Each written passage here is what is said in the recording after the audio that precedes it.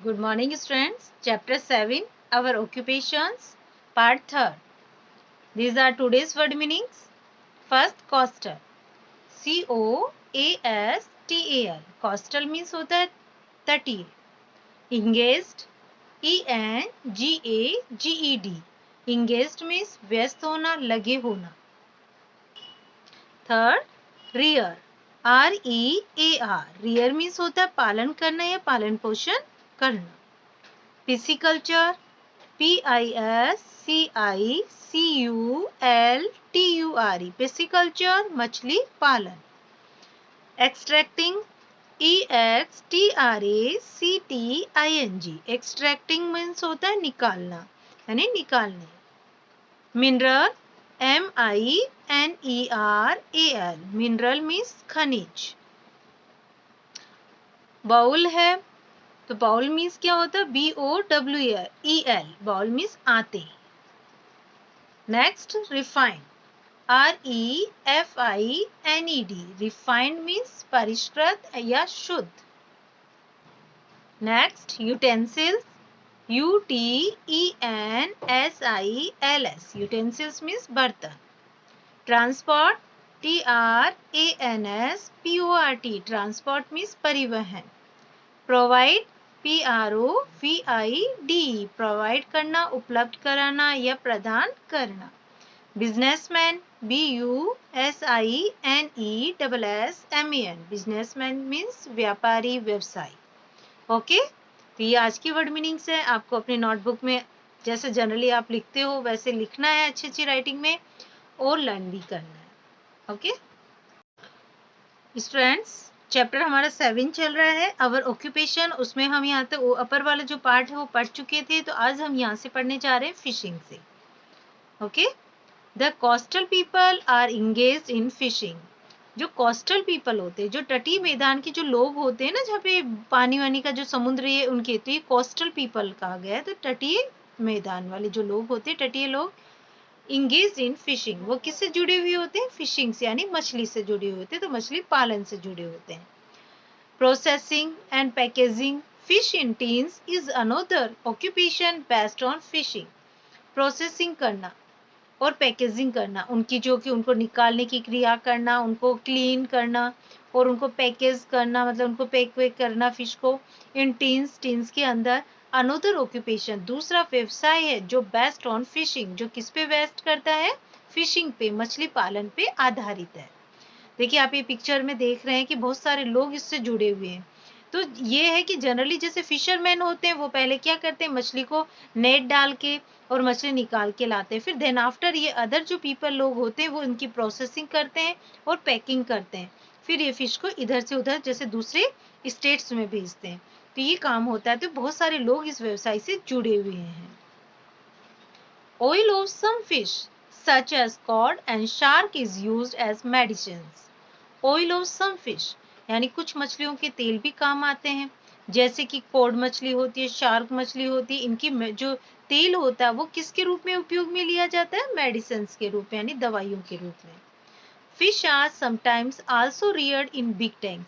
और मछलियां जो है कभी कभी उनको जो पालते हैं, कुछ लोग होते हैं ना जो मछलियों को पालते हैं, तो बड़े टैंक में भी उनको रखा जाता है. तो उनका रियर्ड किया जाता है, उनका पालन पोषण किया जाता है यानी रखा जाता है. तो fish are sometimes also reared in big tanks. बड़े टैंकों में उनको रखा जाता है. This is known as fish farming और पिसिकल्चर. उसको हम किस नाम से जानते हैं? या तो मछली पालन के नाम से कह सकते हैं आप, या पिसिकल्चर के रूप में, जिसे हम मछली पालन ही कहते हैं. तो दोनों एक ही वर्ड है, फिश फार्मिंग और पिसिकल्चर यानी मछली पालन करते हैं. ओके, नेक्स्ट है माइनिंग. माइनिंग क्या होता है? खदान खाने. Extracting minerals from the earth's bowel is called mining. Extracting minerals यानी खनिजों को निकालना, फ्रॉम द अर्थ्स बॉवेल यानी पृथ्वी की आंतों से निकालना. अब देखिए पृथ्वी की आंतों से मीन्स क्या होता है? आपने पता है डीपली निकाली जाती है. जो भी ये मिनरल्स होते हैं ना, बहुत ज्यादा पृथ्वी के जो अर्थ की बहुत ज्यादा खदान करके यानी खुदाई करके, जैसे जनरली आप माइनिंग देखते हो, तो ये नहीं कि ऊपरी सतह पे ही अपर लेयर होती है उसी में से हम निकाल लेते, नो. उसके बहुत नीचे तक वो होती है, तब जाके ये मिनरल्स निकाले जाते हैं। इसीलिए उसे यहाँ पे कौन से वर्ड का यूज किया गया है? बावेल वर्ड का यूज किया गया है, जिसका मीन क्या है? आते हैं। तो earth's bowel is called mining, और जो पृथ्वी की आंतों से इसको निकालना वो क्या कहलाता है? माइनिंग कहलाता है, खदान कहलाता है। Our country has rich deposits of minerals like coal, iron and mica. Our country has rich deposits.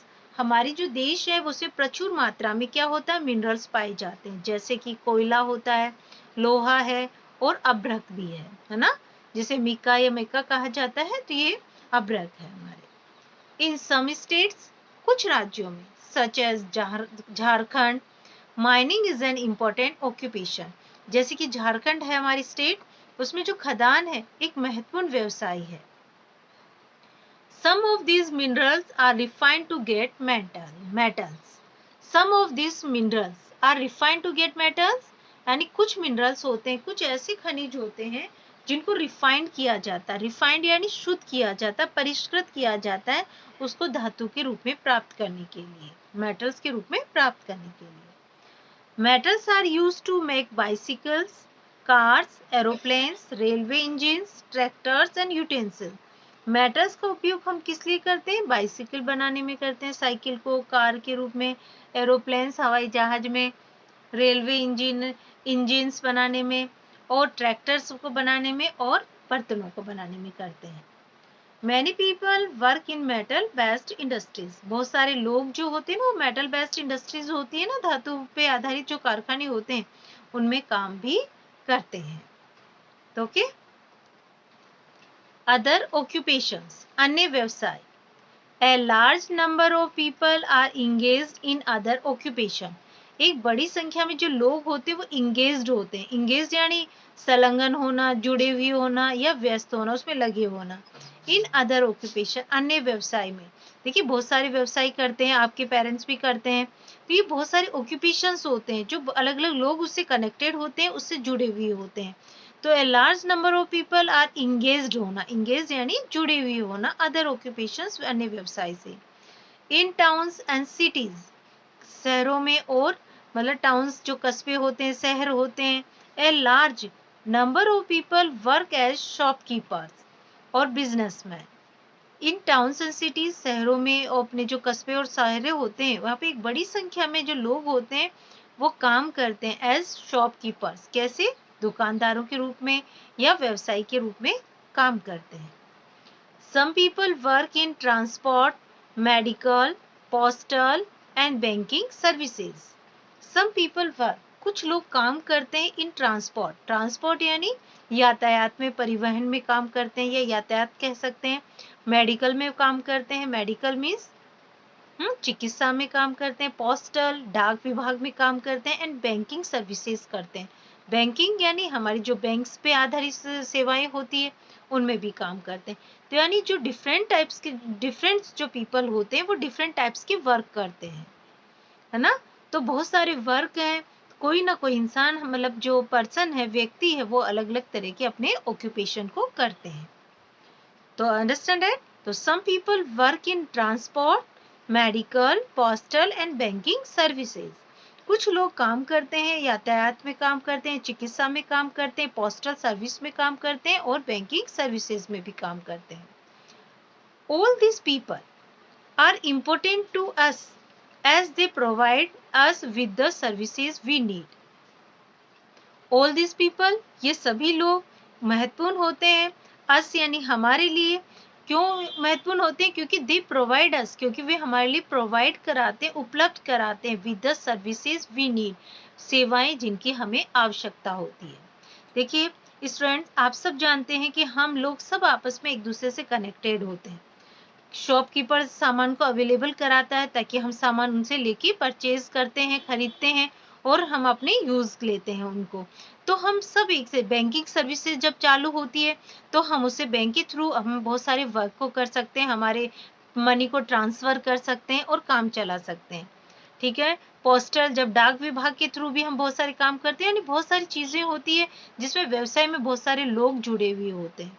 तो ये सारे हम इनके बिगैर एक तरह से हम अपने आप को बिल्कुल अकेला अलोन पाते हैं कि अकेले फील करते हैं। इसलिए सारे हमारी जो ऑक्यूपेशन है और इससे बेस्ट लोग होते हैं वो सब सर्विसेज हमारी आवश्यकता के अकॉर्डिंग होती है और इनकी सबके हमें जरूरत होती है।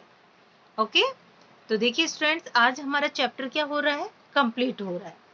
तो आप सभी को ये चैप्टर 7 जो है अवर ऑक्यूपेशन को पूरा ढंग से पढ़ लेना है और आपका जो भी वर्क है अपने वर्ड मीनिंग का वो पूरा कंप्लीट कर लेना है, क्योंकि कल जो हम नेक्स्ट क्लासेस लेंगे उसमें पॉइंट्स टू रिमेंबर, कीवर्ड्स और ये टिक द करेक्ट आंसर को लेंगे।